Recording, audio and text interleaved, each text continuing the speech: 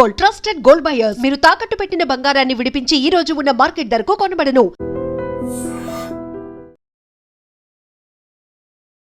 ఆసియాలోనే అతిపెద్ద గిరిజన పండుగ మేడారం సమ్మక్క సారలమ్మ జాతర ఈసారి చాలా కొత్తగా సరికొత్త శోభను సంతరించుకుంది. మనందరికీ తెలిసిందే. ముఖ్యమంత్రి రేవంత్ రెడ్డి ప్రత్యేక చొరవ తీసుకున్నారు. భక్తుల కోసం ఎన్నడూ లేని విధంగా భారీ ఏర్పాట్లు కూడా చేశారు.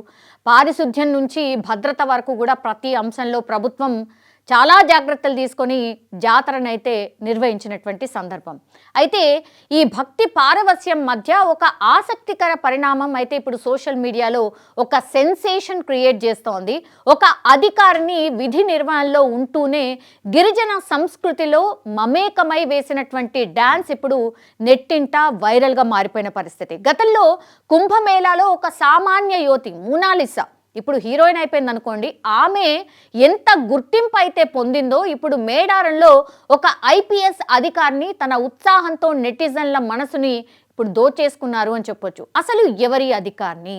సారలమ్మను గద్దెపైకి తీసుకువస్తున్నటువంటి అపురూప ఘట్టంలో రాష్ట్ర మంత్రి సీతక్క అట్లాగే తోటి పోలీస్ అధికారులతో ఉత్సాహంగా అడుగులు వేసి డాన్స్ చేసినటువంటి సందర్భంలోనే ఆ అధికారిని పేరు వసుంధర యాదవ్ అని తెలుస్తోంది.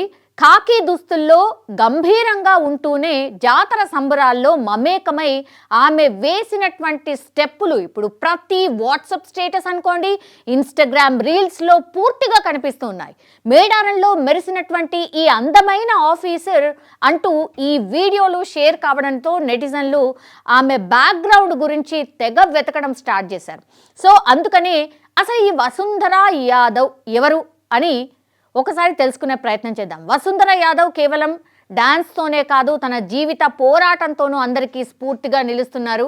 ఉత్తరప్రదేశ్లోని ఆజంగఢ్కు చెందినటువంటి ఆమె కంప్యూటర్ సైన్స్లో ఇంజనీరింగ్ పూర్తి చేశారు. తండ్రి ఫరూబీ యాదవ్ కళ నెరవేర్చడం కోసం ఐపీఎస్ను లక్ష్యంగా చేసుకుంది.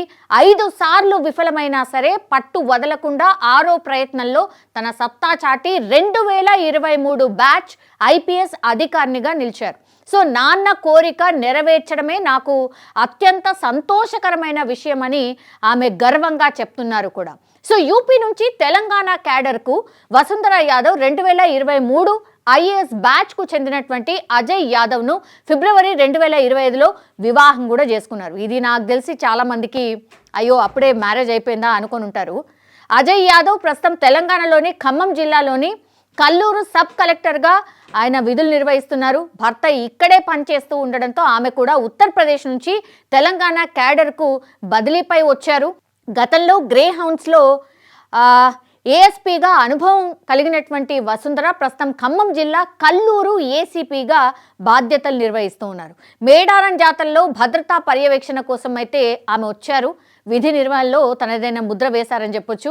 ముఖ్యమంత్రి రేవంత్ రెడ్డి ప్రభుత్వం జాతర కోసం కేటాయించినటువంటి నిధులు కావచ్చు, పక్కా ప్లానింగ్ వల్ల భక్తులు సులభంగా దర్శనం చేసుకోగలుగుతున్నారు. ఇలాంటి పటిష్టమైనటువంటి భద్రత మధ్య అధికారుల ఉత్సాహం కూడా తోడవడంతో మేడారం జాతర ఈసారి చాలా ప్రత్యేకంగా మారిపోయింది.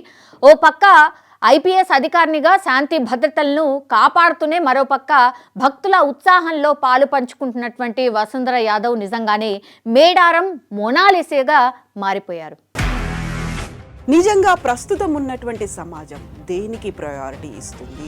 ఆర్థిక సంబంధాల చుట్టూ మాత్రమే తిరుగుతుంది. మళ్ళీ ఎన్నికలంగానే చాలా విరక్తి కలుగుతాను. మంచి అనిపిస్తుంది కదా, లేడీస్ కూడా ఛాలెంజింగ్ జాబ్స్ చేసినప్పుడు చాలా బాగుంటది. ట్రాఫిక్ అసిస్టెంట్స్ గా నియమించిన ట్రాన్స్జెండర్స్ అందరితో సాల్యూట్ చేయించుకుంటున్నారు. ఫుడ్ డెలివరీ ఇవ్వటానికి వెళ్ళినటువంటి డెలివరీ బాయ్ అనిల్ పై కళ్ళ ముందు